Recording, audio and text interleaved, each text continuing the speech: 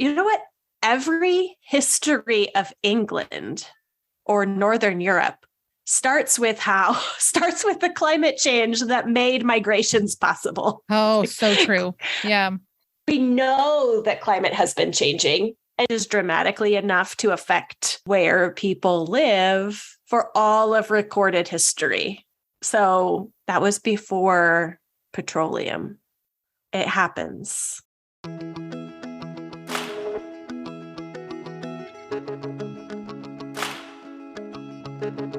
Welcome to Scholé Sisters, the podcast for the classical homeschooling mama who seeks to learn and grow while she's helping her children learn and grow.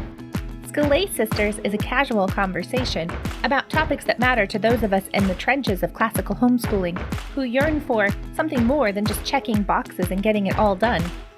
I'm your host, Brandy Venzel. You can come study Charlotte Mason with me over in the Charlotte Mason Think Tank.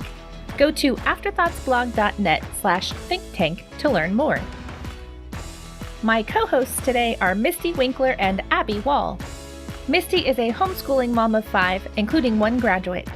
She writes and podcasts at simplyconvivial.com and is the author of The Convivial Homeschool, now available on Amazon. Abby is basically the queen of the Scholé Sistership. Abby is a country-living farmer, rancher, a loving wife, and mom of 5 who homeschools and reads whenever she can. Have you joined the Scholé Sistership yet? We are just about to start our newest Sophie Seminar, TechTonic. Together, we're going to be reading our way around the issues surrounding screen time. The idea behind the seminar is that we all be better equipped to make just judgments about this issue.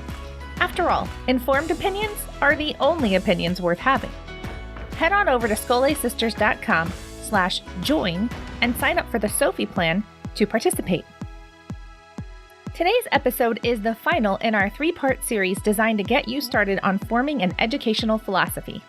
Whether you have been studying philosophy for years or you are brand new to classical homeschooling, you are going to love today's discussion, which explores what a well-educated person is like. And so, without further ado, let's get to it.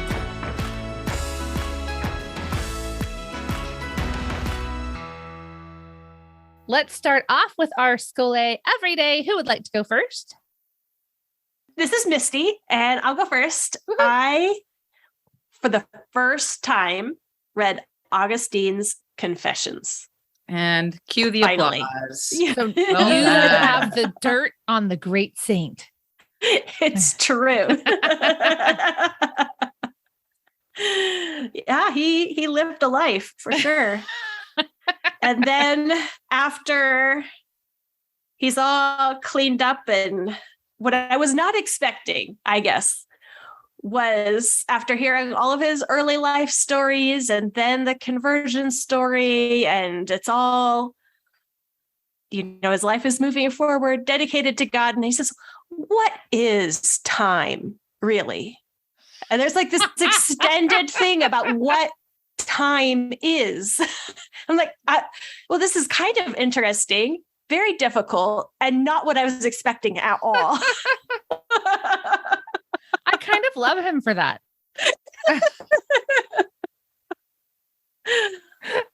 But I have to say that I read it because I have a second book group going here, one that new friend here in Moscow and I started. And we're calling it the Well-Educated Mind Book Group. So I'm pretty excited because ever since we did our episode with Susan Weisbauer on the Well-Educated Mind, and then the episode with Karen Harris. Yes, with Karen Harris. One of our most amazing episodes ever. I've wanted to do a book group through at least parts of Well-Educated Mind. I don't ever plan on reading all of the books there at all. Yeah. But it's a great reading plan.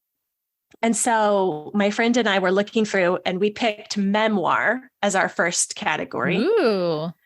I lobbied for memoir because it's probably of the genres that she listed, maybe except for poetry. It's the one I've read the least. And then it starts with Confessions, which I have never read. And, that's a serious deficit in my personal reading life. So we picked that. And then we picked 5 of the memoirs there are 27 memoir or autobiographies in that section. Oh, so Cool. wow. So that's a lot. So we flipped through and just kind of picked out of all of them. There were 3 or 4 that we really wanted to read. Uh-huh. And then we realized that the ones, all except for one, were like conversion stories, basically. And so we kind of kept that theme then. And so we're reading Augustine's Confessions, and then the life of Saint Teresa of Avila. And then there's one, John Bunyan's Grace Abounding to the Chief of Sinners, which I didn't know existed. I've only read part of it, but it's so good. I'm looking forward to that one a lot. And then 7-Story Mountain by Thomas Merton. And then we switch and we read the Gulag Archipelago. Ooh, Wow. The authorized abridged edition. So I'm really excited. So we've had a couple meetings, and I know last time I talked about my other book group that I called the Smart People book group, but now that's not a distinguishing factor because this group also is pretty amazing. So I'm super excited to be in a couple book groups that are reading whole books a month and yes, really discussing them so well. It's so encouraging and so edifying. It's great. So did you start this one? It fell apart for me at the beginning when you were explaining this. Yeah. Did you start this book club? Yeah. Well, a new friend here asked to borrow Well-Educated Mind from me. Okay. And so I lent it to her. And then I said, do you want to maybe start a book group with it? Little did she know. Yes. So I'm co-leading it. Cool. which is nice. Yeah. Yes. Well, this is Abby, and my book is also from my, we call it Church Lady Book Club, but it's just ladies who all go to different churches now, but it's pretty great. But it's a very eclectic group of women, and it always turns up very interesting choices. So this falls under the category of Friends Don't Let Friends Read Alone in my 5x5 challenge. And it's my last one in that because it's pretty easy I have quite a few book groups and things that I'm reading with. So it works, but it's The Vision of the Anointed by Thomas Sowell. And I have never read anything all the way through by Sowell. So, well, my Thomas Sowell action figure is right here celebrating. okay, good. That's right.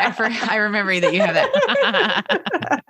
The woman who suggested this one, she is actually this incredibly intelligent engineer. So most of us are all like homeschooling moms, and I mean, pretty well read, but a lot of that are homemakers and things like this. And she is just this powerhouse of a lady. And we both have twins, like almost the same age and everything. So it's pretty fun. So we have a good time discussing things, but she always brings a really unique perspective. And she has read this one before. And so she wanted us to read it. And it is about how government messes everything up. Nice. But the anointed are those in power that decide for everyone else what is good and what needs to happen and how they will save everyone. But it's, of course, it's very well written because Thomas Sowell is an excellent writer and he uses very big words and he is very smart. So he can do that. Yeah. There is a chapter in it called Patterns of Failure. Yeah. And it's a distinct pattern that emerges over and over and over again. Stage 1 is the crisis, and it's some situation that exists that there's negative aspects, and these people want to propose to eliminate it. So some of the examples that he gives specifics are teenage pregnancy and venereal diseases and poverty. And there's a couple more, but those ones are making a lot of sense in our current era, right? And so then there's the solution. So these are policies that will end the crisis advocated by these anointed. And these policies are said that they will lead to beneficial results, right? But that's not what happens. Critics say that these policies will lead to detrimental results, Z, and the anointed dismiss these latter claims to absurd and simplistic, if not dishonest. So they attack critics of these policies, right? Stage 3 is the results. They say you're anti-science. Yes. These policies are instituted and then lead to that very detrimental result, Z, that the critics actually proposed that it was going to happen. And then you have a feeling that Thomas Sowell was a critic a few times. Yeah, exactly. Send Thomas Sowell your hate mail. So stage 4 is the response. So those who attribute this detrimental result Z to the policies instituted are dismissed as simplistic for ignoring the complexities of the many factors that went into determining this outcome. And they often will change the results to fit, like make it look like they're actually succeeding because they've changed the parameters oftentimes. The burden of proof is put on the critics to demonstrate to a certainty that these policies alone were not the only possible cause of the worsening that occurred. So they said that they wanted to start, one of the examples is sex education in public schools. They were like, well, there's all of these teenage pregnancies and all of these STDs. And so they need education to make this so that this is not happening anymore. When in fact, both were in drastic decline when they instituted this, like 60s, 70s. And I can't remember the exact years because I've been listening to it, but it's been great. And then the other one is the War on Poverty, which was instituted by JFK and then taken up by Lyndon B. Johnson, welfare and everything like that. And they, proposed all these ideas and they're like, this is going to, help people, help themselves. It's going to get them back. And the sex education is just going to be, but they both had other agendas and both actually increased poverty and dependency, which they said it wasn't. And then they increased because the sex education was also tied in with abortion industry and Planned Parenthood and things like that. And so it also increased teenage pregnancies and abortions and other things like this, because this anointed has this idea and their ideal, and it's what they are putting out there. And anyone who dares criticize that or say, I don't think it's actually going to benefit, gets dismissed. So it's been really interesting reading it and just thinking, oh my goodness, this is just a playbook. I feel like I've read this before. Do you feel like you're living it? It was, yeah. And it was written a while ago. Yeah. So the stuff he says about the sex education, he already predicted back. I think he wrote this in the 90s, but I don't quote me on that. He was already predicting what is happening in the classrooms right now with gender and that kind of stuff. Like it's just pushing it. And then they even talk about like the secret lessons that they're not allowed to tell, like the teachers are not allowed to tell the parents or their friends, and they have to be quiet. So it's really eye-opening. We got to remember the hallmark of being anointed is that you think you know better than everyone. Yes. So you know better than the people making the decisions, you know better than the parents if you're dealing with children. You always know better. And no one is allowed to judge your success or failure using objective criteria, because what matters is your motives. Yes. Yes. And that's where I'm getting into it. So it's incredible. Anyway, so it's been a very good book, and I get to discuss it with some people who, it'll be really an interesting book to discuss, I think. Fun. So, yeah. Exciting.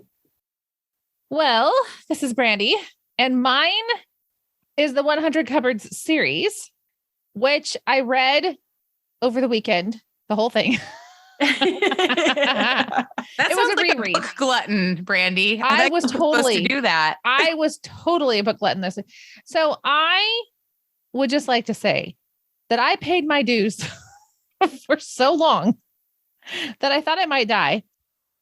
And by the end of summer, I had paced 8, 9, 10, 11 grades of curriculum. Yeah. And I just really was like, I can't read. I can't think. Yeah. I can do the dishes and make the food. And that's about all that is left of me. Yes. You were overworked. I really Yes. was. And so over the weekend, I'm like, oh, my 555 is so bad, And so I just kept trying to make myself pick up like a hard book. And I was like, but what I really want to do is just reread 100 cupboards. Good for you. And so that's what I did. We were having wonderful weather. So I seriously sat in my patio lounge chair in the sun for 1,000,000 hours a day for like 3 days straight. Nice. Good for you. And I have to say, Good for I feel you. much better. Yes. Yes. So now I am finding that I can read seriously. I will say part of why I wanted to reread 100 Cupboards is because I was listening to the earlier episodes of Stories Are Soul Food, where he talks through each one of the books and he talks about how he made certain decisions and things.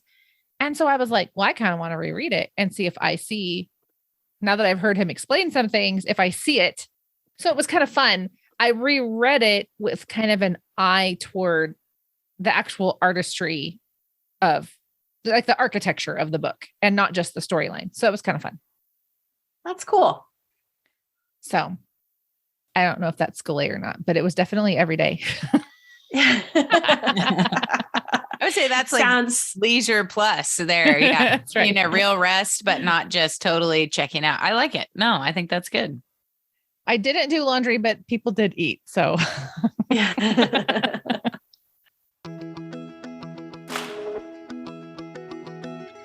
Hi, Abby here to tell you about the Sistership. Do you ever feel frustrated with social media?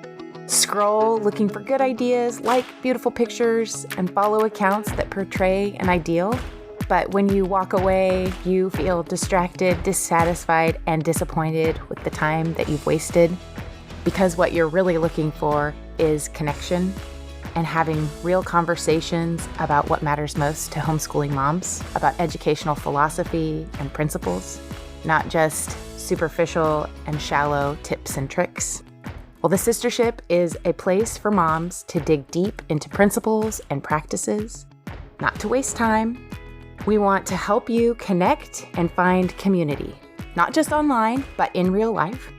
The Sistership is private, ad-free, drama-free, and free to join. Find your like-minded sisters today. Go to scholesisters.com/sistership.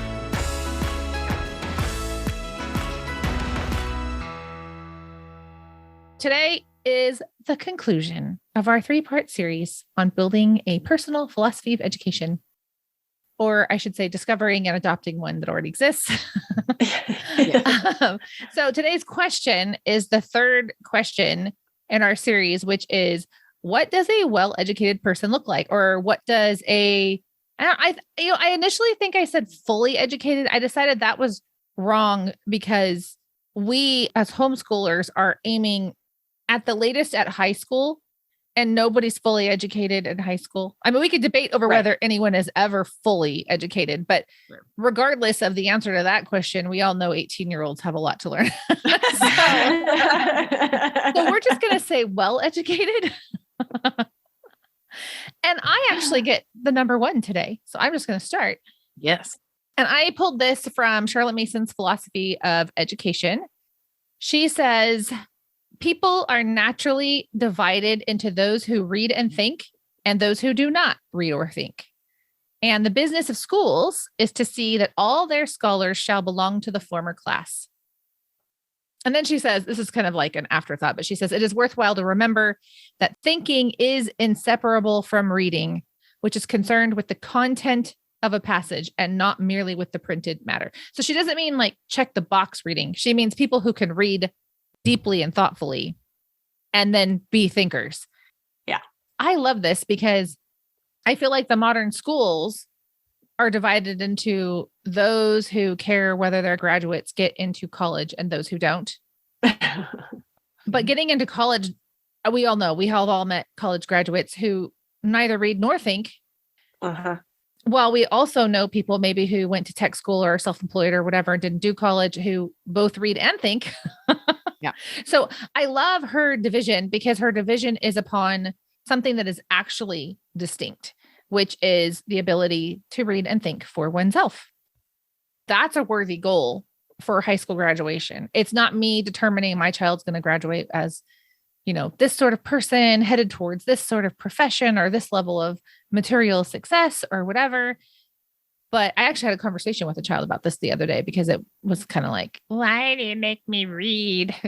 One of those kinds of conversations. And I quoted her like, because, the world is divided into people who read and think and those who don't. And you may not like it, but I'm going to make sure you're not with the stupid people.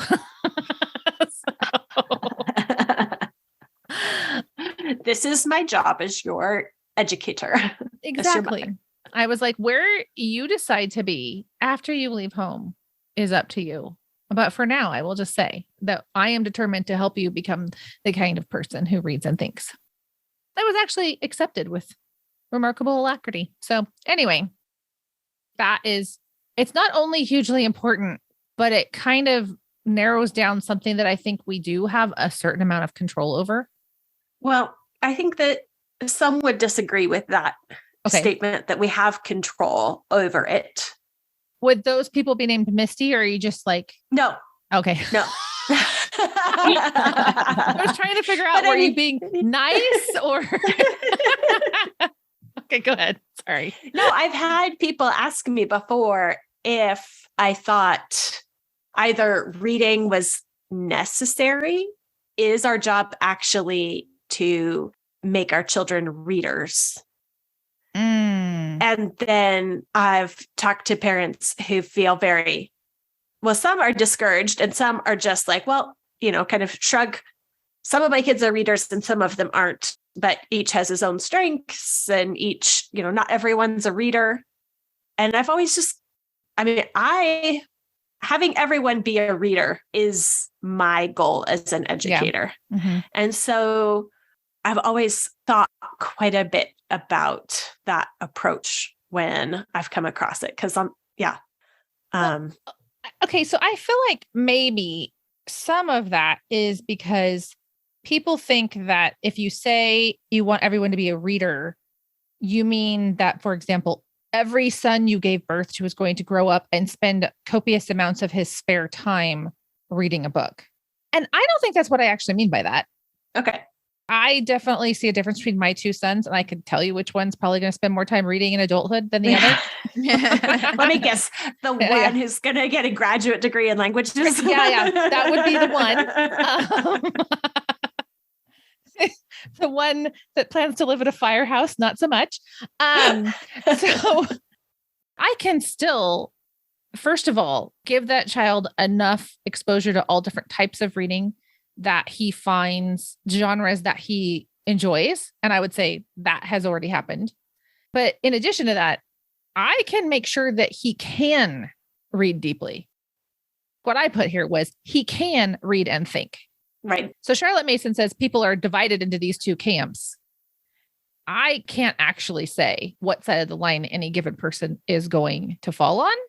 They'll make their own choices, but I can make sure I equipped them, because if I didn't equip them, then I doomed them to be in the camp I don't want them to be in. Yeah. So to me, that's the part I have control over. I can give my children a habit of reading. I can give them really challenging books to read and help them get through it. And I can live with them in such a way that I'm challenging them to think. So I equipped them for at least having the potential to fall on that side of the dividing line. It's can read and think, not prefers to use all his spare time to read and think. Yeah. Some of the most well-read men I have met do not have the ability to spend large amounts of time reading, because it turns out they have jobs and they work long hours. But that didn't change the fact that they think they're thoughtful persons, but also that when they read, they have very good taste in what they read. So they're efficient in the sense of they're not wasting time on bad reading. Unless you're a man who has a job that requires you to read, like being a pastor, there are jobs that require that. I just don't think, I don't know. We women get more, what is that? Cindy Reynolds just talked about that, but like we get to live in the monastery, right? So we get a little more time for Scholé. Yep. Yeah. Anyway, so that's mine. And I would say that's my big That's goal. a good one. Yeah. Mine too. So, And then, yeah, I was going to say you're next. Mine is next. And I think it does follow well from that one because you're reading, so you're getting ideas and you're thinking about them. And then that knowledge that you get, I think it evidences itself as maturity, but I was trying to think of some other way to say that. The maturity, like what does that look like or what does that include? Yeah. And I think a big part of it is the ability to rule your emotions or your default responses, where you're able to, in a sense, it's a way of being responsible, where you're able to respond according to knowledge and understanding rather than just impulse and emotion. Yeah. So it's part of what that reading and thinking does for you is it directs your self-control. I wonder if it also gives a sense of propriety.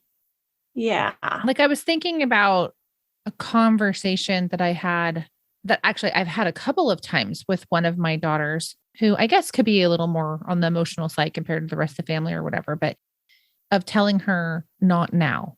Wait until we get in the car. Wait until we get home. Like you are allowed to fall apart, but not here and not now. When she's small, I had to be that direction for her. But as she's gotten older, she's read enough that now she understands that there's a time and a place for these different things. And it's not that we are to not have emotions or not have powerful emotions, right? Or whatever. But just the appropriateness of when and where and how to express those or whatever. Right. I don't know. I don't have a lot of emotion language. It goes back to that David Hicks quote in Norms and Nobility, where he says, the purpose of education is not the assimilation of facts or the retention of information, but the habituation of the mind and body to will and to act in accordance with what one knows. Mm-hmm. So the reason why you're reading and thinking is not just to have a bunch of facts, but you are changing the patterns of your mind and even of your body to will and to act in accordance with what you know. Like it does change the patterns and direction of your life. Well, that's basically my point. I was going to say you rolled right into point 3 so nicely. So yes, thank you. Well done. So not merely a hearer, but a doer. In James 1:22, it talks about being doers of the word, not hearers only, deceiving yourselves, right? For anyone who is a hearer of the word and not a doer is like a man who looks intently at his natural face in a mirror, and he looks at himself and goes away and once forgets what he was like. But the one who looks into the perfect law, the law of liberty, and perseveres, being no hearer who forgets, but a doer who acts, he will be blessed in his doing. And the kids and I are taking a church history class this year online, and it's been great. And we've been going through the book of Acts. And I came across this statement, and it says, Moses was educated in all the wisdom of the Egyptians and was powerful in speech and action. And so I think that those things are inseparable. Like you were saying, Misty, right? Not only do you know what you ought to do, and then what was the David Hicks quote? The habituation? Yeah, habituation of the mind and body. Yeah. To will and to act in accordance with what one knows. Yeah. Acting in accordance of what you know. And I think that is just integral. And that's the important part. It's a blessing to us when we actually act on what we know, right? It always, it might be hard, but it doesn't leave us tinged with regret, right? Yeah. Mm-hmm. And that's the thing, is if we just know what we should do, but don't end up doing it, that's That's painful. Mm-hmm. You know, I had this thought because I was thinking about like, well, how do you actually help that happen as our children's teacher? How does that happen? Like we're saying that this is a possible outcome, a desirable outcome. So how, because that passage from James just says you should be. It doesn't really say how to get there. But I was thinking, I actually wonder if the earliest form of this is pretend play. When they read their books and then they go outside and they're like pretending to be these different characters and acting out these great dramas that are drawing on their different things that they've read or whatever. I wonder how much of that starts when they're actually very young. And I wonder what it does to children who don't have free time to not have that, like I see some of the kids in our neighborhood where they're just very scheduled, right? They've got music lessons and then sports lessons and then this and that and the other thing. And then they have homework from their school. And there's really not time, even for kids under third grade, to have pretend play, especially when the small amount of spare time they have is then spent on a screen. Right. I don't know. I'm not saying, well, if our kids didn't get that when they're 7, then they're doomed to never be a doer. Like, I don't believe man is irredeemable, but I just was wondering if that's where it begins, where the leisure time to draw a picture, if they feel like drawing a picture, write a story, if they feel like writing a story, like all of those things are trying to come out of them that have been poured into them. It's just a thought I had. Yeah. Well, and I think giving kids real work that actually matters, helping with chores and things like that, even if they don't do it perfectly. I think that that's part of it too, is making a real contribution so that they can take ownership and not a false pride, but a real sense of accomplishment, right? In what they're actually doing. I think that matters. I know there's people out there who don't believe in giving their kids chores, right? They say that childhood is for play only. But I think that there's a mistake in that as well. I think yes, there's the problem with being overscheduled and never have any time to assimilate those ideas in your imaginative play, right? But on the other side is that's all they're being given. And yeah, I just see that kids not being asked to be responsible in small ways that build upon itself, right? Discipline begets discipline, and we learn skills over time, right? And I mean, how many people do you both know that say like, well, I was never taught how to take care of a home. I have no idea what I'm doing, right? I mean, these are things that, you want to, but you feel inept or ill-equipped or not knowledgeable, right? You haven't had that education. So I think it grows by degrees, and you both have to hear and learn, but also do and act. So not to belabor this point, but there have been times where I've been very tempted to keep my children hearers and not doers because it's convenient for me. Okay. I just remember when they were small, like, so let's say they're reading in a science book and then they're reading about some guy who did some sort of experiment and they come to me and they want to try to recreate it. And guess what that requires of mom? And my biggest temptation, especially during times where I was really struggling with my health, was to make myself, my biggest temptation was to say no, because it was going to be messy. It was going to take a lot out of me to make it happen. And I didn't want to. I really had to fight it, but I feel like it really was this idea that the desire to act out what we read in many ways is a natural one, but it's also a habit. If I start circumventing that habit every time it inconveniences me, what I'm actually doing is entrenching them in what we talked about before, that information action ratio, right? Like I'm entrenching them in this idea where we have high information and low action if I'm not careful. Yeah. So I had to, get out the water and the food diet anyway, even though I didn't want to. That one hits a little too close to home. Thank you. Oh, sorry. What is it? Reading that book enough? We're just going to read the book. Yeah, I was just thinking about all of the the narrations that have been like, we have to narrate everything. I'm like, I don't know why this is new to you, but yes, I'm missing some narrations from you all. Like, we've been doing this. Yeah. That just seems like a lot of books, Mom. I was like, yeah, I know. So Try being the person who has to deal with all the listen to them narrations. all. Yeah. yeah. All right. Back on it. Yeah. But No slackers. I have some children reading some sort of fitness book right now, and they came to me and they were like, Ooh, awesome. do you think that we could get a climbing rope that I want to say someone said 60 feet high? Oh, wow. And I was like, I don't even think that is allowed by zoning laws. Yeah. And they were like, well, what about at least 20 feet? And I'm like, I think I'm going to have to talk to your dad. I'm not sure. I don't even know how to make this okay. If you want a tutorial, I can let you know. Okay, I may need one You before hang this it is all from over. chains, and then you get a special attachment, and it works really well. Actually, Okay, well that So, makes me yeah. feel better. Yeah, I've been in quite a few gyms that have them, and they're great. And we have a big rope too that my kids will climb and things like that. So, I mean, yeah, it's a great. The ability to do that is a really great skill to have. Yeah. Well, I will say it was this concept that kept me from saying, no, go to the park. You need something. Climb a tree. Yeah, really. Well, so in their defense, we do not have any climbing trees in our yard. And then the one that they always climbed in a recent windstorm lost so many limbs that my husband was like, yeah, you guys probably shouldn't be climbing it anymore.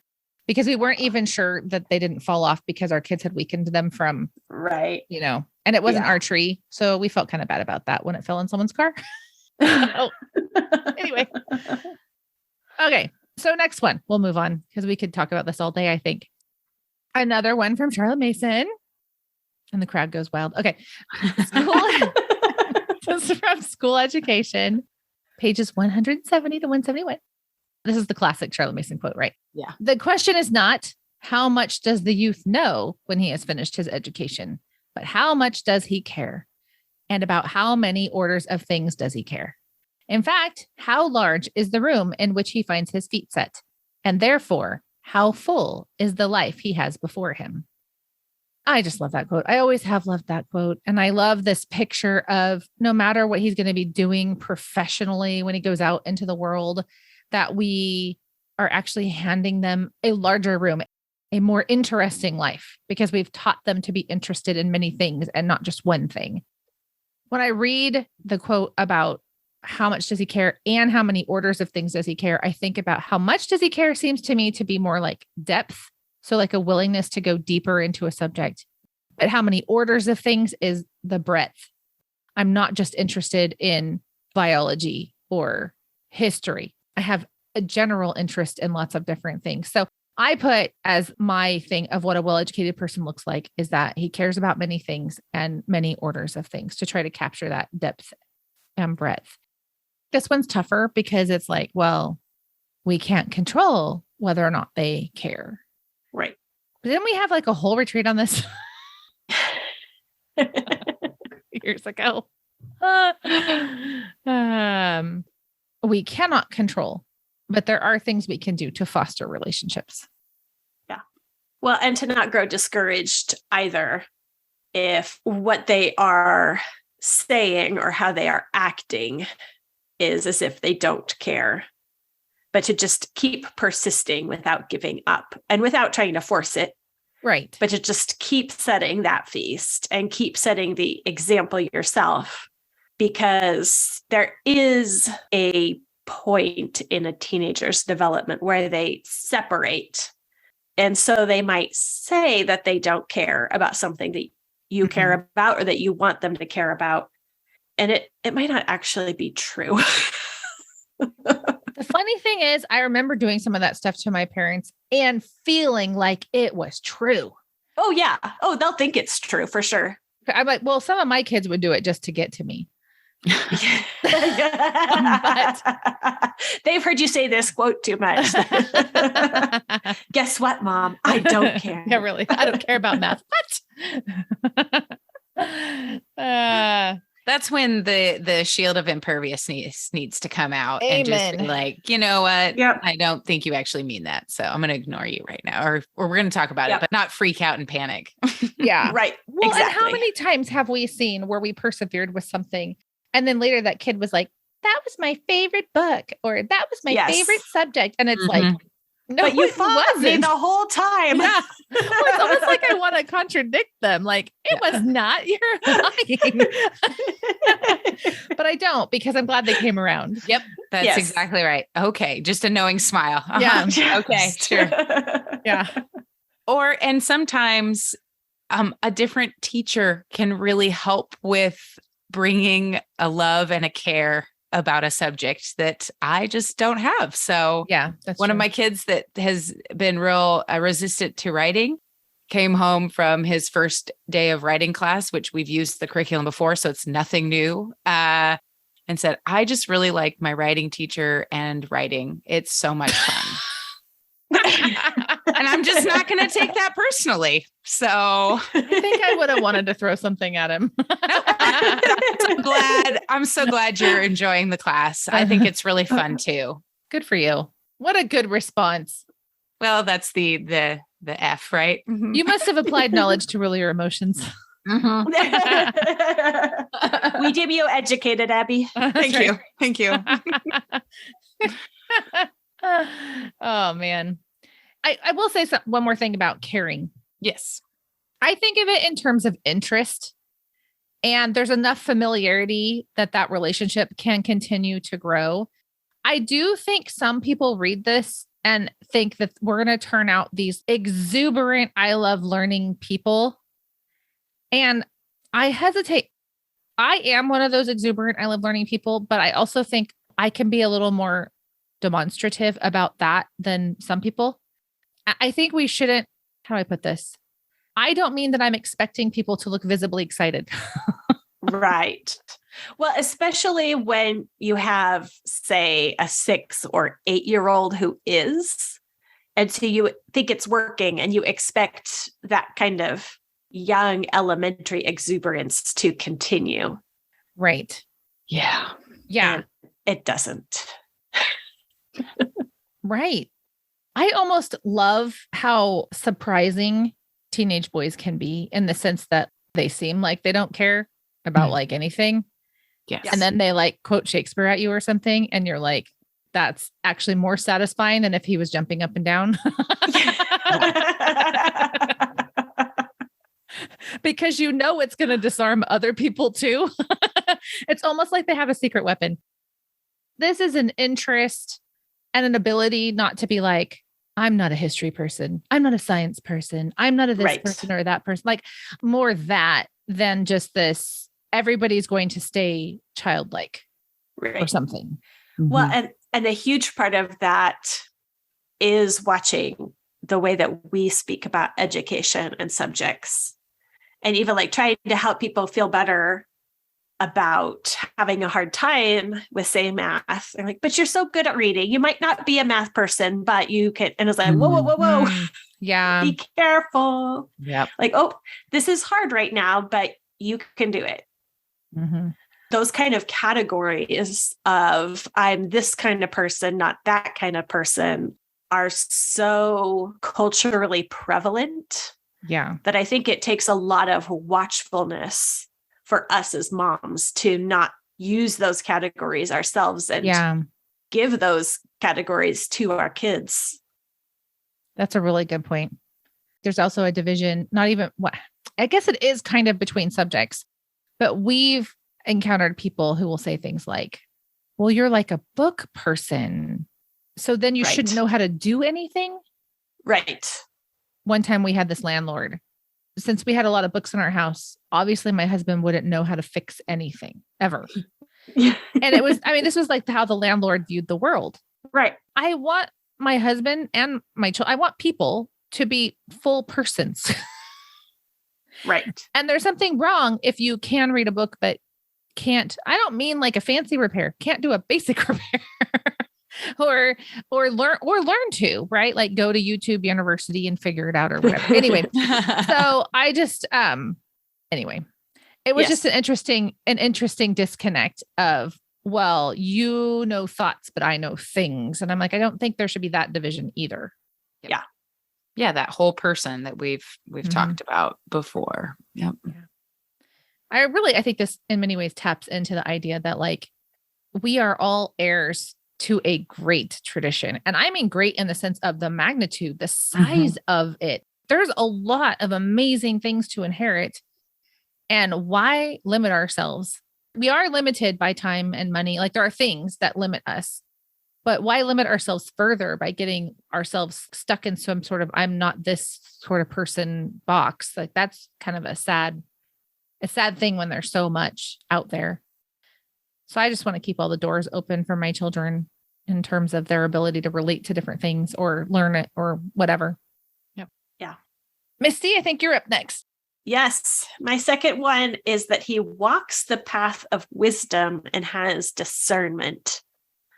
I was thinking about in Proverbs, all of the Proverbs that relate to, whatever you get wisdom. Mm-hmm. And that's a huge part of what education is, the getting of wisdom, which means applying it. Mm-hmm. And I mean, that touches on all the things that we've already talked about. Yeah. But when you have that wisdom, you also have discernment about government, or you have discernment over what could be going on in different situations, because through history, through novels, through autobiographies, through all these different sources, you know more possibilities and you know more about the way things generally go. So you're able to be prudent and discerning. And so you're not easily manipulated. And that reminded me of Dorothy Sayers in The Lost Tools of Learning, where she talks about, she says, we let our young men and women go out unarmed in a day when armor was never so necessary. By teaching them all to read, we've left them at the mercy of the printed word. They do not know what words mean. They do not know how to ward them off or blunt their edge or fling them back. They are prey to words in their emotions, instead of being the masters of them in their intellects. She goes on just to talk about how we are bombarded by marketing and manipulation in the media, and education is a means of seeing through that and being masters of what's going on and immune to manipulation through marketing. So much manipulation. Yeah. If you think about what certain people have said about the economy or about energy, like when someone tells you that an electric car is green, they obviously don't understand where a lithium battery comes from, how many people are driving to a factory to make your car, that those batteries wear out and nobody has any plan for how we're going to dispose of a battery full of toxic metals when it goes kaput or whatever, because they do eventually lose the ability to charge. Yep. There's so much that is dirty about the green movement, like this green clean. It's lies, but it's also preying on a lack of geographic knowledge, scientific knowledge, historic knowledge. And it's like, you actually don't have to know a whole lot to start identifying where people are full of it when they are talking to you. And I mean, some of that actually even comes not even from reading, but just paying attention. Like if you live near a farmer and get to hear them talk a little bit, you'll figure out some of the lies that are said about farmers, So anyway, we, I think, have so lost our way in terms of education that we're now graduating.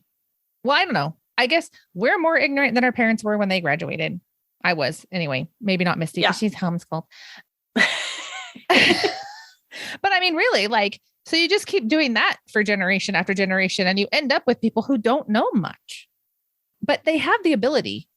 Today is the day of repentance, which is not an exact quote, but anyway. Yeah. We could all start reading and thinking tomorrow if we wanted to. Or another example I always think of is, climate change stuff. And it's like, you know what?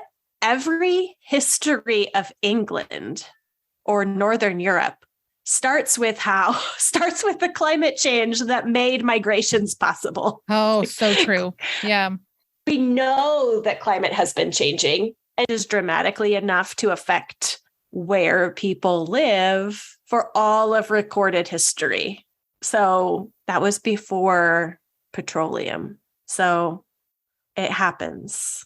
No, don't you know it's cows that are releasing all the methane? It's the cow's fault. It's not just the petroleum. Don't get me started. I know. I honestly think even just an education that helps us learn to pay attention to nature helps Right. sometimes, because I've seen people panic about things.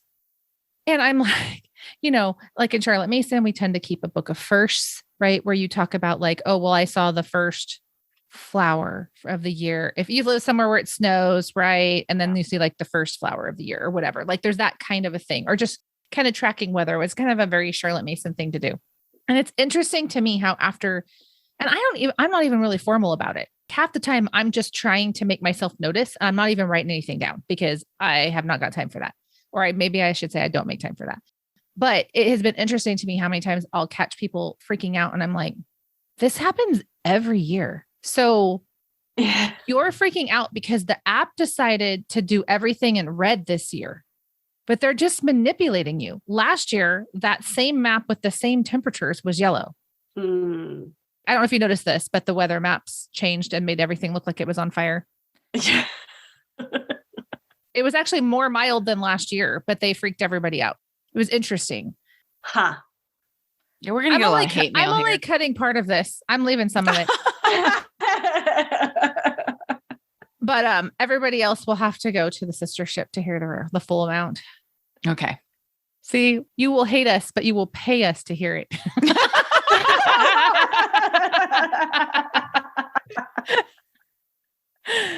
That's the only way we can afford the level of mail Haley's been getting.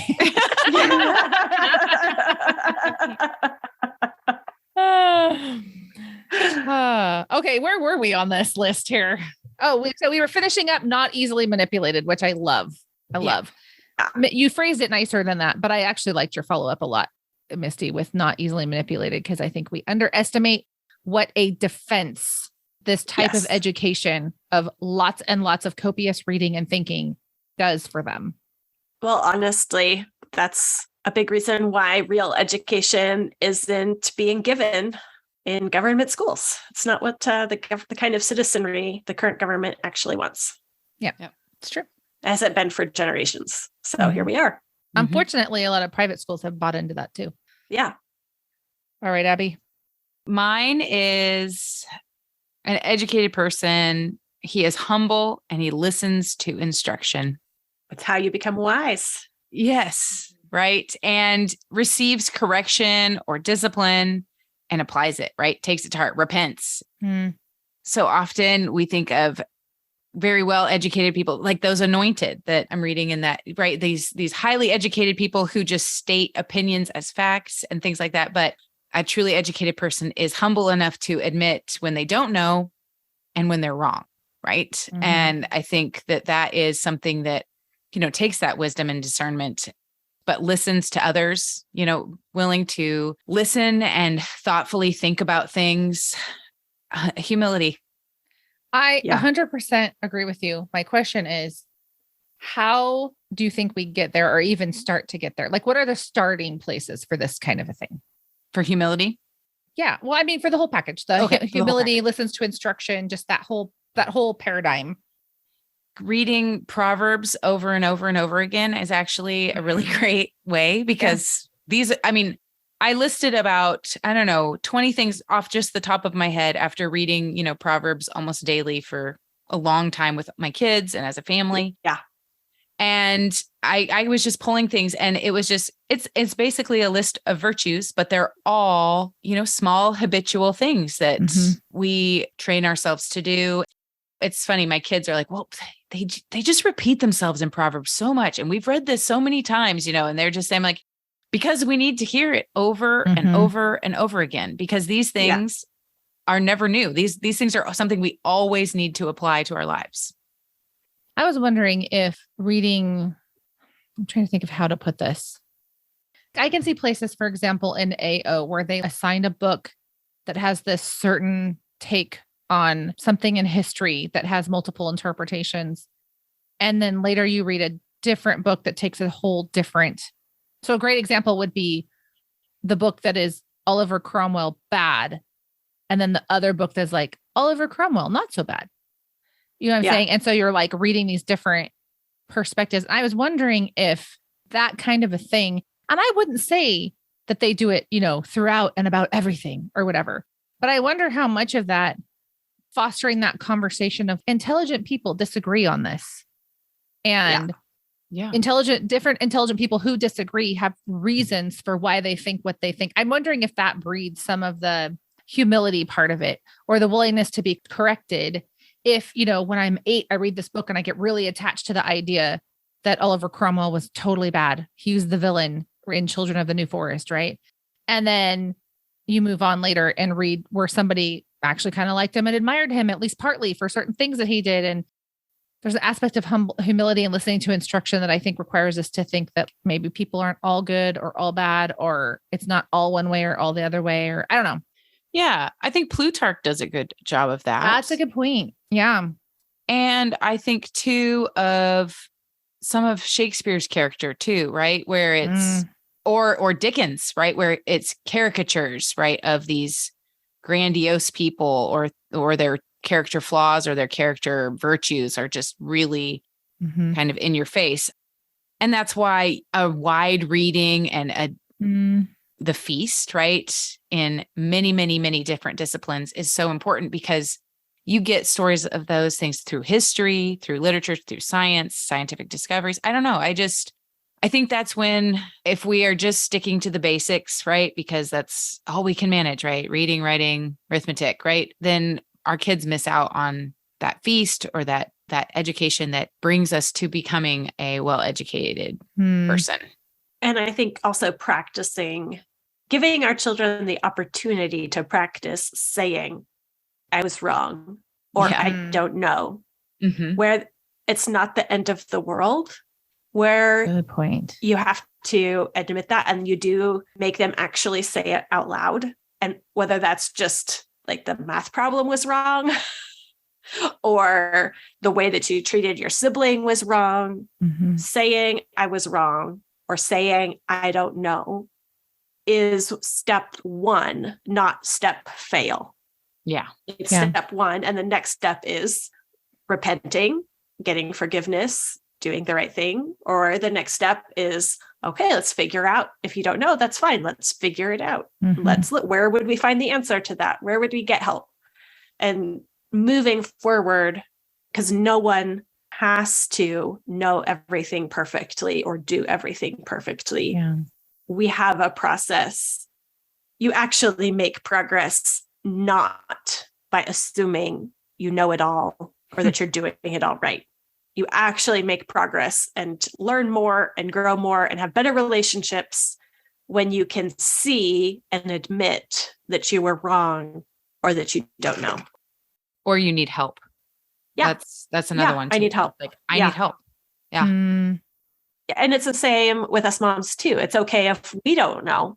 If we're, teaching our kids and we don't know something, that's okay to tell them because we also know where to go to find the answers. And so we're modeling, not just giving up because we don't know automatically. Yeah. You don't have to have it all downloaded into your brain ahead of time. Yeah. You just have to know where to go and then have the persistence to go there. Which goes on to Brandy's final point, right, Brandy? It can be your point if you want it. You can appropriate my point, Abby. Well, just when they ask for help and we don't know, we can learn about it together because education continues. It doesn't stop with graduation. And it's something that is something we should be pursuing for our lifetime, right? Yeah. Which I think kind of reframes everything we've just talked about, because nobody means any of these things perfectly. It means, he can read and think well for his age. He can apply knowledge to rule his emotions, and he does that well for his age. He's not merely a hearer, but a doer and does that well for his age. You know what I mean? Like, I feel like so many of these things I would just put to the best of his ability, to his 18-year-old ability when he graduates, let's say. That's what we're looking for. We're not looking for perfection or a finished product or whatever. It's just, what's the point where we can say like, yeah, that went okay. Yep. And they sometimes surprise you. Mm-hmm. My graduated son has a book club that he's in with a friend with friends who are now living in Montana, and they visit once. Oh, That's so sweet. I know. And they're reading like an Eric Metaxas book. And it's just like, yeah, it's going to be okay.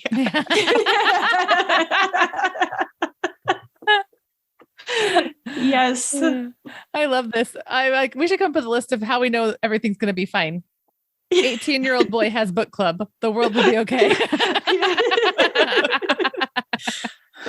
With other 18-year-old and 19-year-old boys. That's probably the most significant thing. Right. We can imagine one, but we can't imagine a pack of them.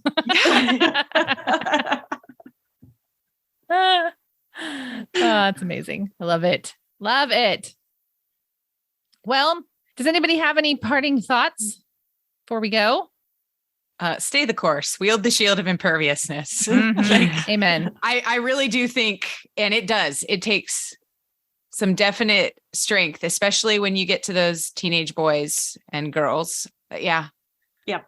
Wield the shield. I was thinking about this. If all goes according to plan, which, for us might not, but if all goes according to plan, later this season, we're going to be talking about ideal types. And I think it'll be a good balance to this, because there is a way to hear these things and run with them in such a way that it would be unhealthy. Because in many ways, these are our ideals, right? Yes. Like this is what we would think would be probably an ideal outcome at high school graduation, let's say. I think it'll be good to have a follow-up conversation about relating rightly to ideals so that we don't get run over by them. Yeah. I thought about coming with the John Milton quote. I call, therefore, a complete and generous education, that which fits a man to perform justly, skillfully, and magnanimously all the offices, both private and public, of peace and war. I had that all? quote too. But I decided no. Yeah. It's a lot of pressure. Seriously. So I like the Sidney Harris. I'm pretty sure I got this quote. He's like a reporter or something. I'm pretty sure I heard it first from Cindy, but the primary purpose of a liberal education is to make one's mind a pleasant place in which to spend one's leisure. I like like that. Yeah. All right. This has been a fun series, you guys. I really have enjoyed these discussions. Me too. Thank you It's good. for all of your contributions, and have a wonderful day. You too. That's it for today. Thank you so much for listening and being a part of the sisterhood of the podcast. If you enjoyed today's episode, we encourage you to continue the conversation by sharing it with a friend and discussing it with them after they've listened too. All of the books and things we mentioned today are linked in our show notes. Just go to scholésisters.com/SS112 to check it out. Don't forget to sign up for the Scholé Sistership and join us for the upcoming TechTonic seminar. Just go to scholésisters.com/join to become a member. Our next episode is our annual retreat episode, which we recorded while we were physically in a room together in Dallas. This is always my favorite episode of the year. We read and discussed Chapter 4 of David Hicks's book Norms and Nobility. This chapter is all about the ideal type, which is a real thing and yet usually offensive to our modern ears. Until then, we want to remind you once again that homeschooling is a marathon you needn't run alone, so open up your eyes and look around you. Find your sisters. Misty, I'm giving her a hard time because she ate avocado toast in front of everyone at the 5x5 on Saturday. That's hilarious. And it was I called myself on it. So it was so organized. I had to go throw up a little. So I'll go first. Go good. Oh, go. Everybody. We won't fight. Sorry, I'm just looking at what you put.